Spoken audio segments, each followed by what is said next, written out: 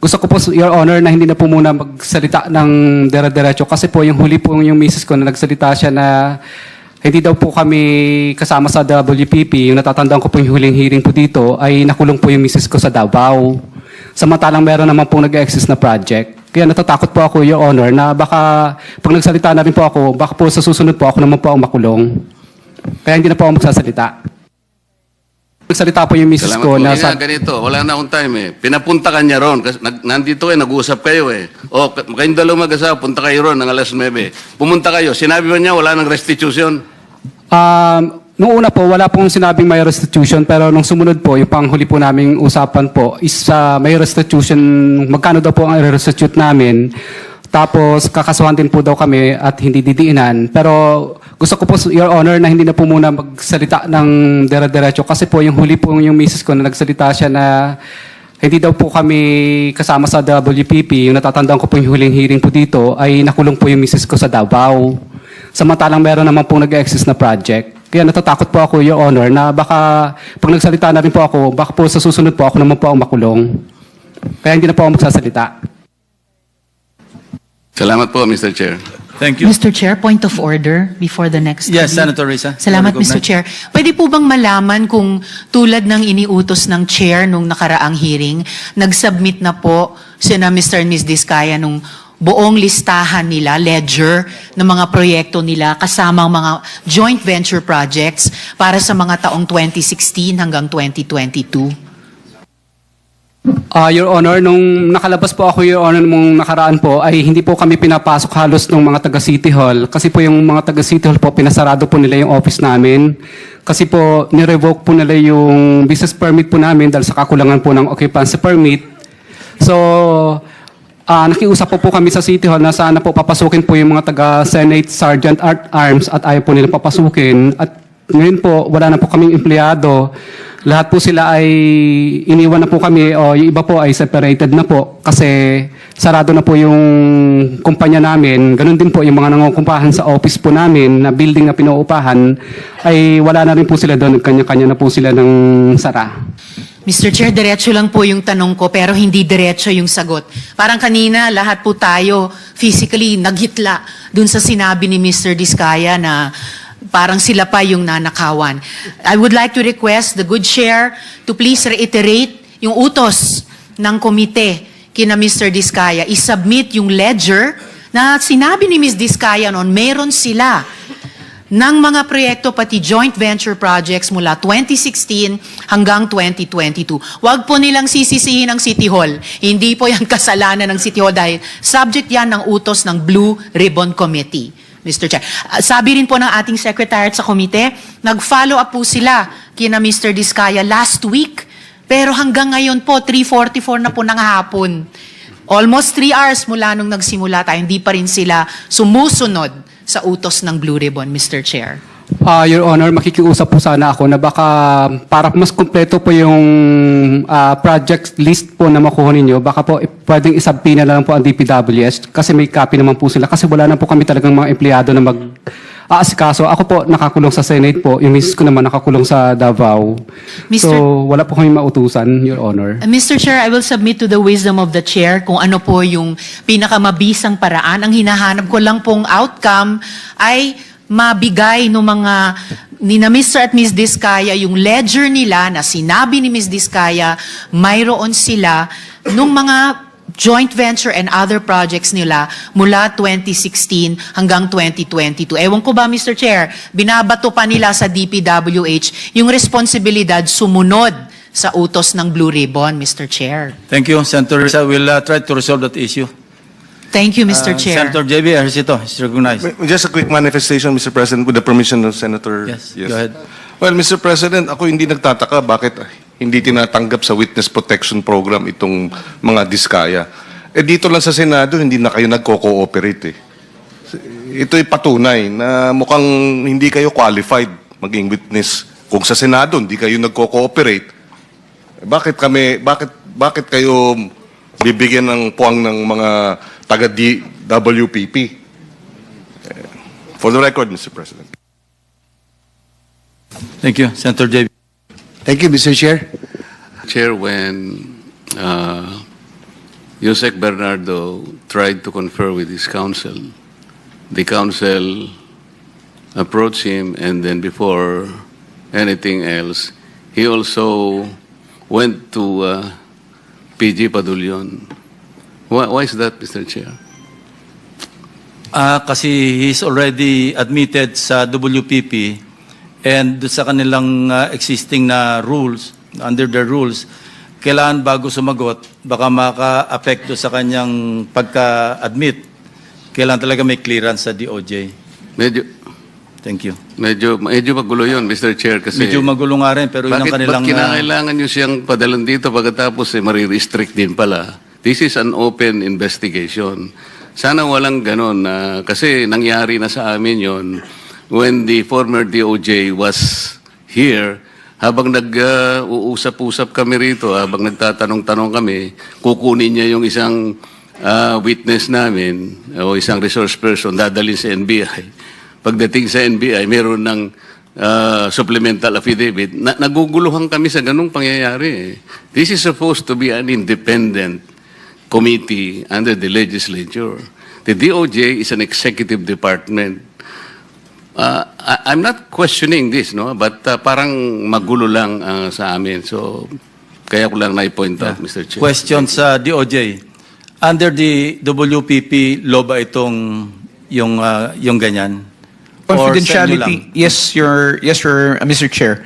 The matter that pertains in confidentiality of the proceedings as well as the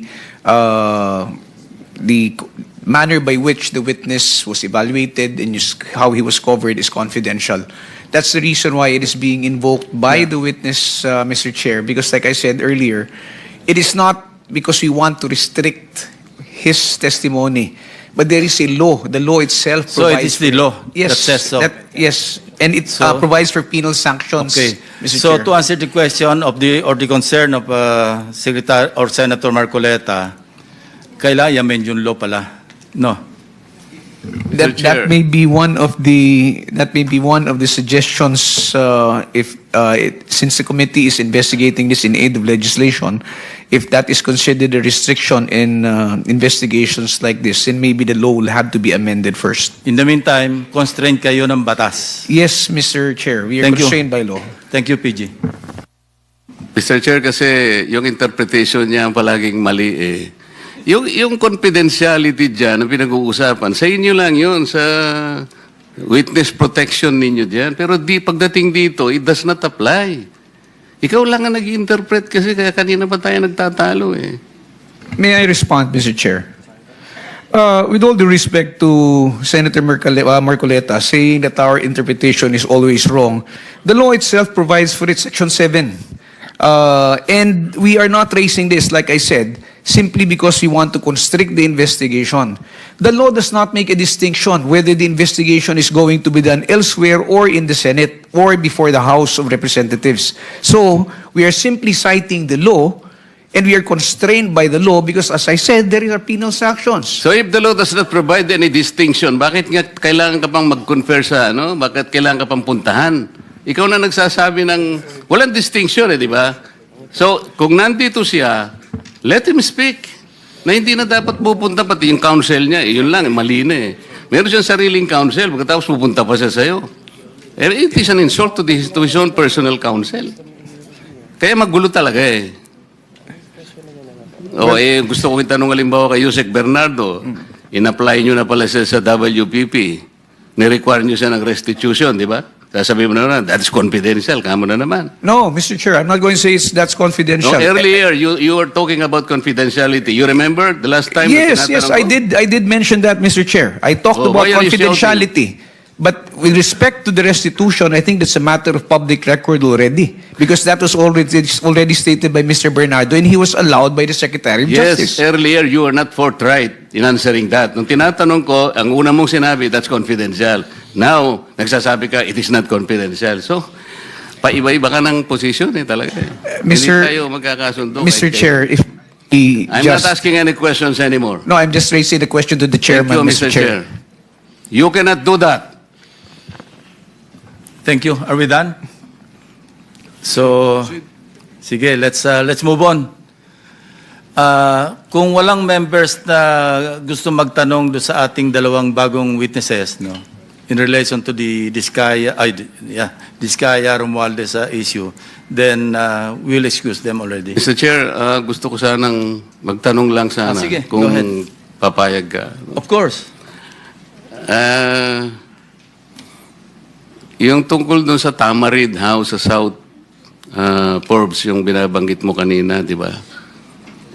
And then you were asking for some parang leeway in terms of a few days para i-vacate ninyo because you're not yet ready with all the things that you need to move out, di ba? Sino yung may-ari ba talaga nung bahay na yon? Your Honor, hindi po kami aware kung sino po yung owner mismo, but we are... I will answer that. Ang may-ari po dati, Doris Magsaysay Ho. And you were there as what? Staff ng tenant. May tenant kasi si Doris Magsaysay Ho na sila nakatira, silang staff. So nung nabenta, existing pa yata yung lease contract, so hindi sila umaalis. Pero pinipilit silang umalis ng bagong owner. And allegedly, ang bagong owner is Martin Romualdez.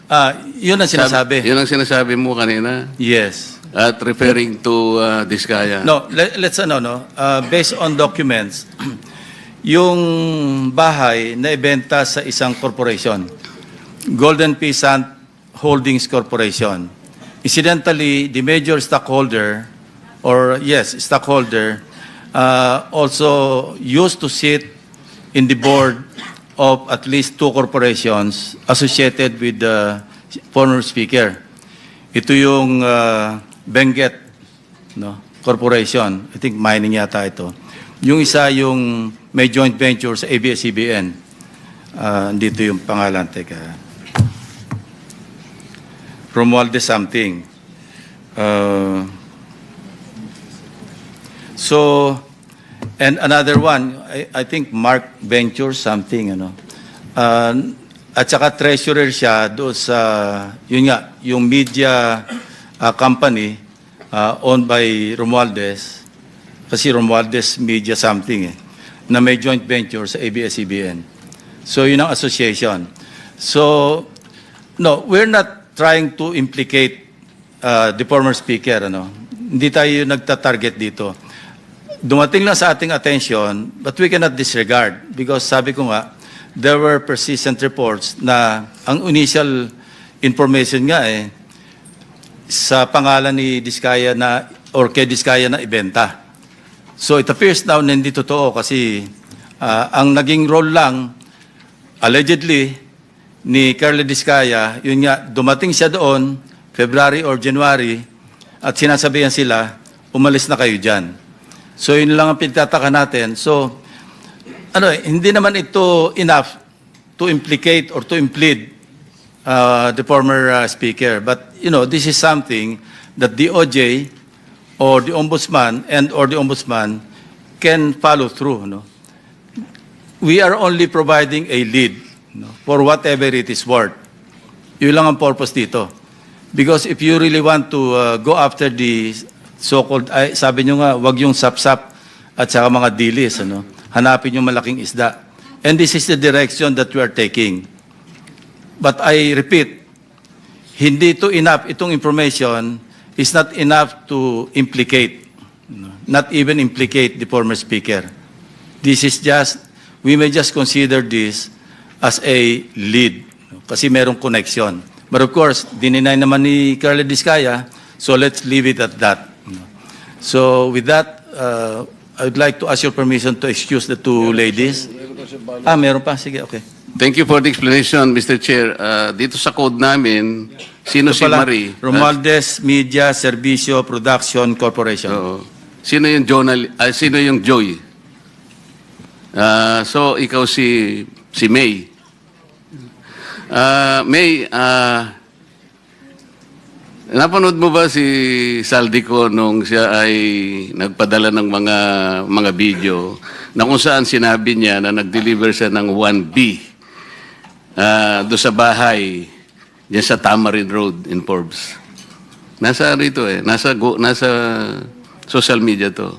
Lahat napanood to Napanood Hindi mo? ko po siya direkta na panood, pero nung sinabi po, nabanggit po sa amin regarding 30 Tamarind, we got curious about Oo. him. Naging curious ka. Pagkatapos, natatandaan mo ba na sinabi ni Saldico na si Speaker Martin ang nag-designate nung lugar na yon na pagdadalhan ng 1B? Nandun din sa ano yun. Di ko lang matandaan yung pagkakasabi, pero yung gist ganito niya sinabi.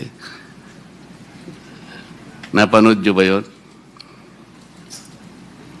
Wala po ako matandaan na ganong ano. Pero nabasa po namin yung report regarding sa 30 Tamarind. Yun nga. And then, Natambakan ng pera. maaring natatandaan nyo na sinabi rin ni Saldico, doon din sa ano na yun, sa paghahayag na yun, na si Yusek Jojo Cadiz ang tumanggap na yun ay drop-off lamang ng delivery sa bahay daw ng ating Pangulo daw sa Nara. Ando, siya yung nagsasabi siya nagsasalita Napanood ko yun Tinatanong ko lang kung kayo napanood nyo din yung ganong klaseng paghahayag na ginawa ni Saldico.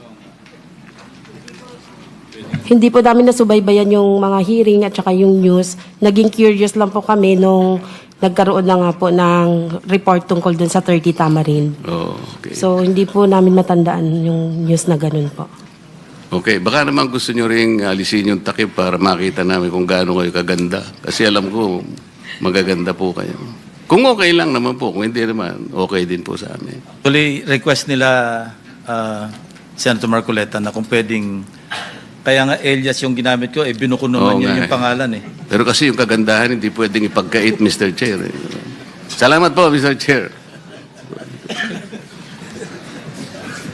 Okay, so let's move on. So you are excused, Maria and Joy. Elias. Sige. Thank you very much. The OSAA you'll be turned over to the OSAA for your own security. Thank you very much.